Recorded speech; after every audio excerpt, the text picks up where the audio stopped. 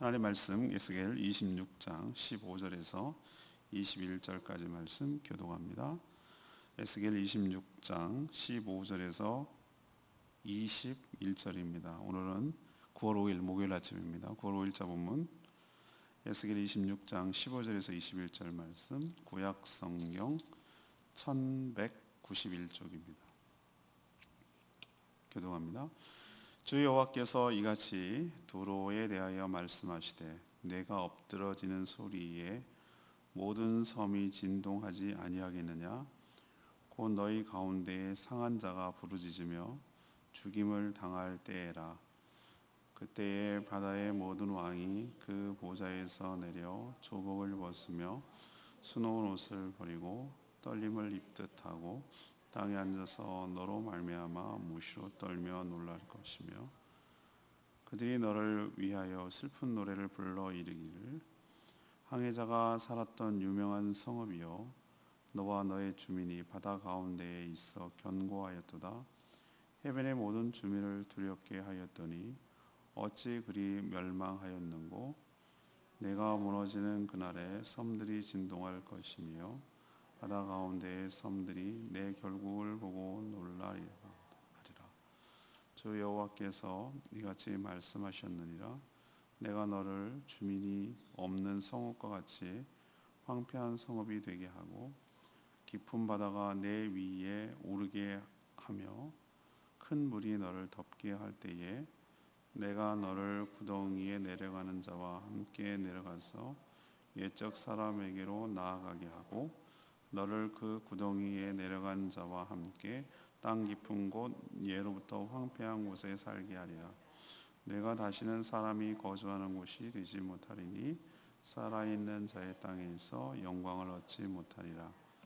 내가 너를 패망하게 하여 다시 잊지 못하게 하리니 사람이 비록 너를 찾으나 다시는 영원히 만나지 못하리라. 주 여호와의 말씀이니라.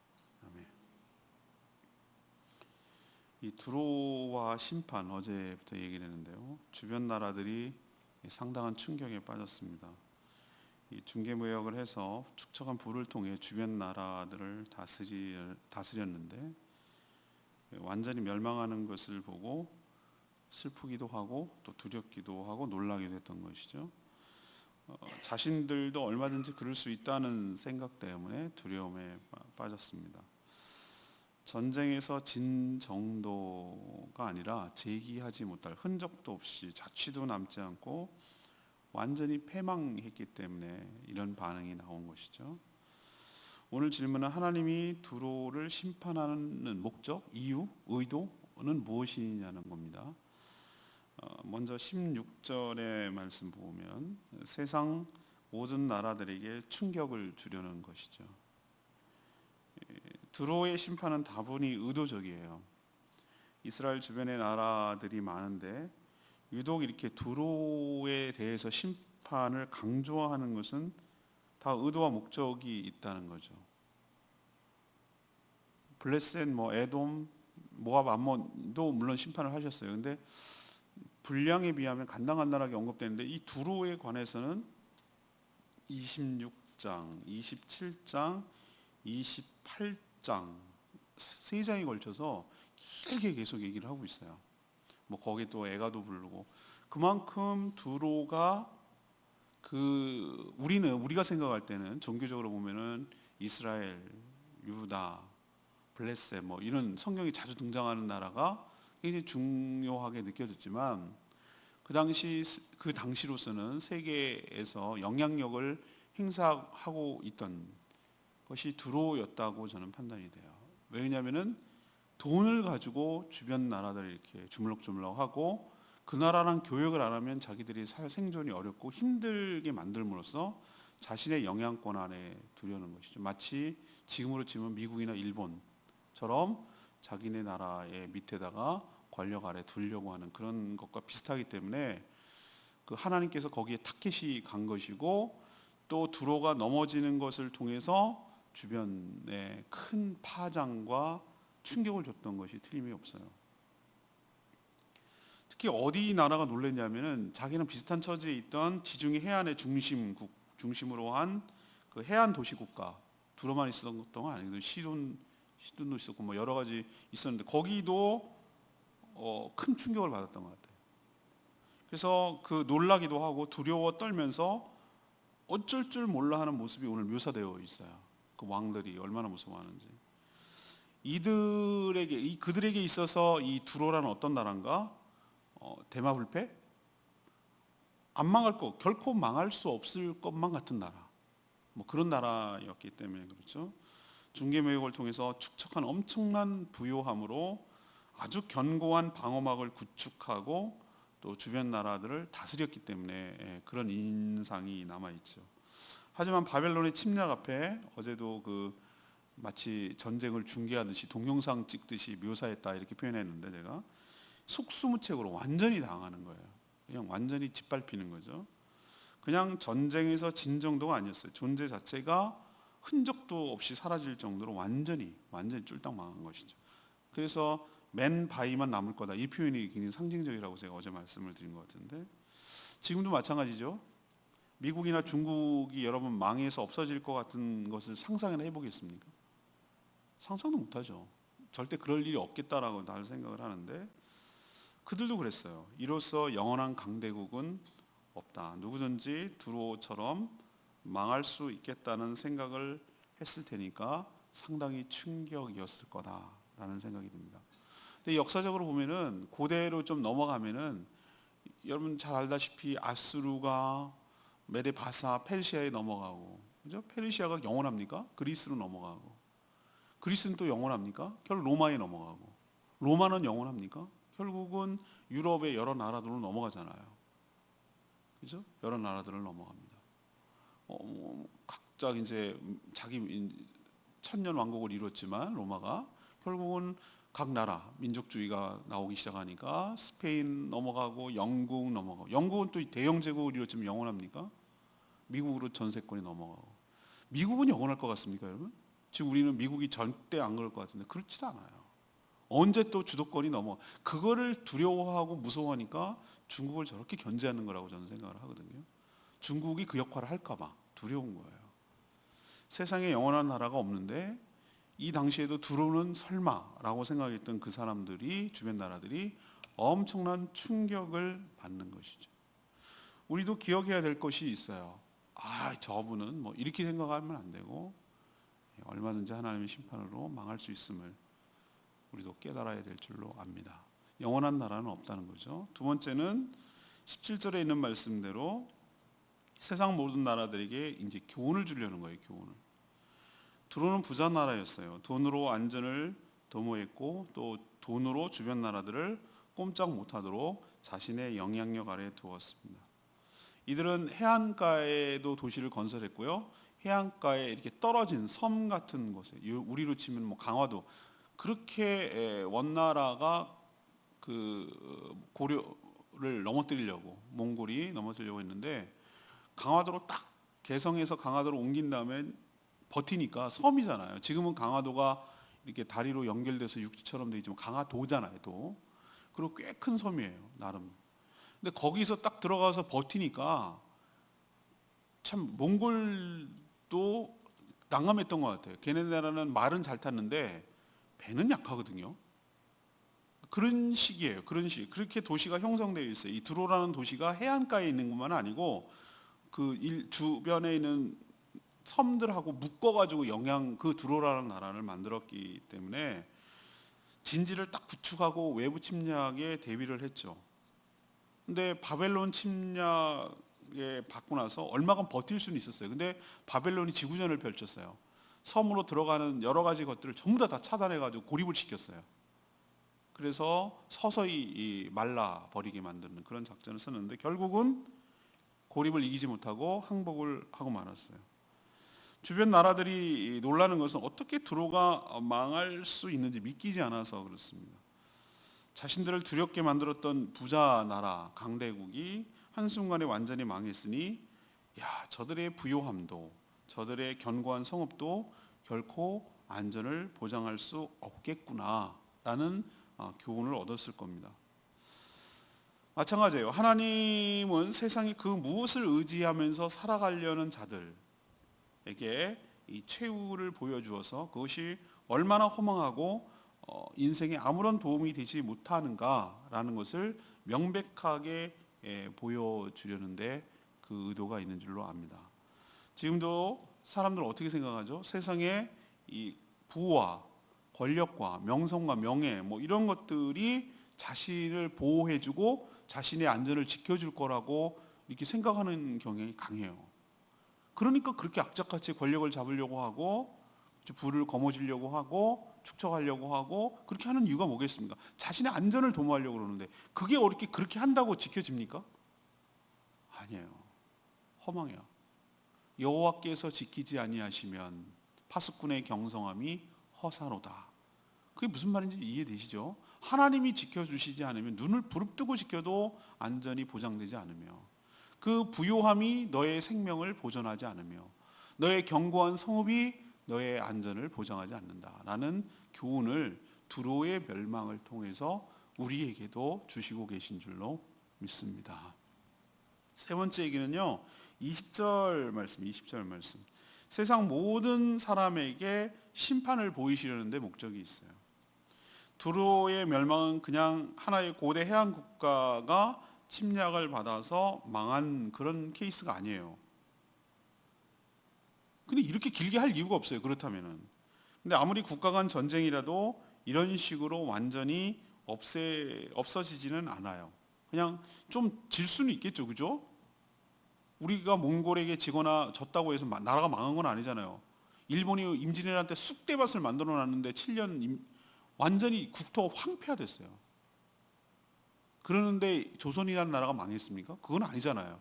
물론 힘들고 상처가 있고 재기하는데 시간이 걸렸지만 또다시 일어섰거든요.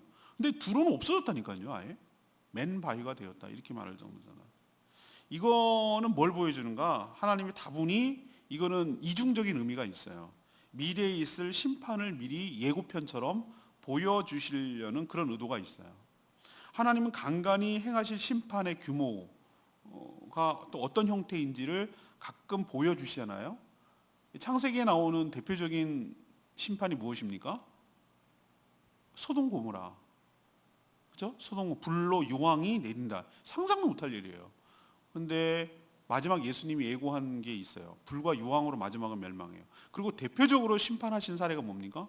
노아의 때의 홍수가 대표적인 사례잖아요. 간간히 하나님께서 어떻게 심판하시는지를 보여줬어요. 근데 두로 역시 그 심판을 보여주는 샘플 같은 역할을 하는 거예요. 어떻게 멸망하는지 예고하는 성격이 강해요. 오늘 그 수사적인 표현을 이렇게 쓰고 있는데 큰 물이 그들을 뭐해서 덮치듯이 그들이 감당할 수 없는 그러니까 쓰나미 같은 거겠죠. 침략을 그렇게 표현하고 있는데 감당할 수 없을 정도의 침략을 받아 주님이 살지 않는 것처럼 완전히 주민이 살지 않는 것처럼 완전히 황폐해져 버렸어요. 구덩이에 내려가는 것 같다라고 오늘 20절에 표현했어요. 너를 구덩이에 끌어내어 이런 표현을 쓰고 있거든요. 구덩이가 뭔지 아십니까? 우리가 무슨 땅바닥 파가지고 구덩이인 줄 아십니까? 이거는 구약 시대에 구약 사람들이 구약 시대 때 썼던 것이 뭐냐면은 구덩이라는 표현은 스올이에요. 스올. 마치 그 고라당이 땅이 이렇게 쫙 갈라져 가지고 쑥 지옥에 빠진 것처럼 그런 개념이에요. 이 구덩이의 개념은 지옥에 빠진다 그 뜻이에요. 그러니까 20절에 구덩이에 내려가는 것처럼 땅 깊은 곳으로 빠지게 했다. 이건 뭘 의미하는가? 어딜 빠지겠어 주민들이 그 땅 그거는 지옥 심판을 이게 구약처럼 구약 시대의 표현으로 쓰는 겁니다. 다시는 21절처럼 회복할 수 없을 상태로 만드는 것 자체가 바로 하나님의 심판이라는 것, 주 여호와의 말씀이라는 걸 보여주는 것이죠. 지옥은 회복의 기회에 은혜가 전혀 미치지 않는 곳이기 때문에 무섭다라고 보여주는 거예요. 그러니까 하나님께서 마지막 때에 어떻게 심판을 내리실 것이다? 돈을 의지하고 하나님 없이 사는 거죠. 예.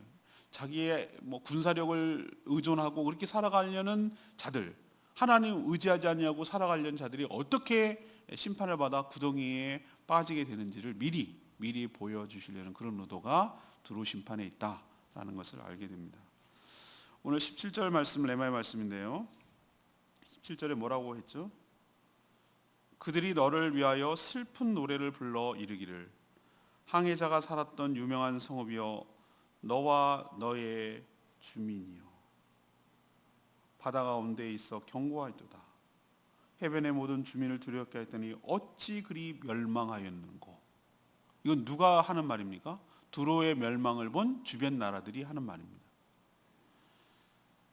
두로의 몰락을 보면서 주변 나라들은 슬픈 노래, 곧 애가라고 불러요. 내일 이제 애가에 대해서 쭉 애가를 쓴 거에 대해서 쭉 얘기를 하는데 애가는 장송곡 같은 거예요.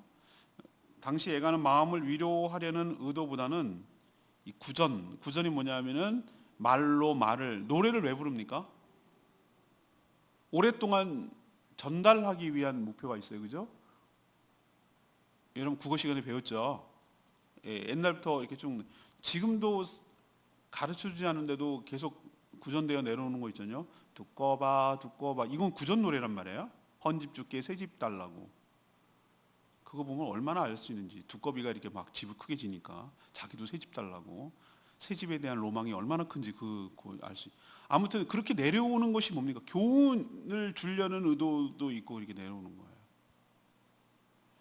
노래를 짓는다는 것은 잊지 않기 위하고 옛날에 글로 못 쓰니까 노래 형태로 지어서 전수시키려는 의도가 있는 거예요. 교훈을 삼게 하려고. 애가는 그런 의미가 있어요. 그러니까 교훈을 계속 기억해서 교훈을 삼으려는 의도가 있어요. 이들이 너무나 큰 충격에 빠졌기 때문에 도저히 망할 것 같지 않던 나라가 완전히 망했기 때문에 세상에 영원한 것이 없다라는 것을 교훈을 삼으려고 이렇게 애가를 지어서 만들었던 것 같아요.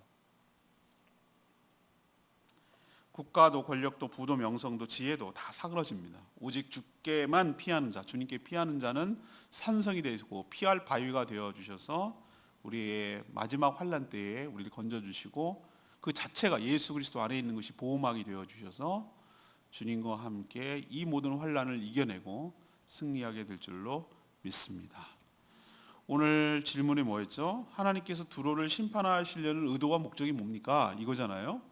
우리에게 뭘 가르쳐 주시려는 거죠? 첫 번째는 모든 세상 나라들에게 뭘 주려는 거예요? 충격을 주려는 거예요. 어떻게 그런 나라가 망해?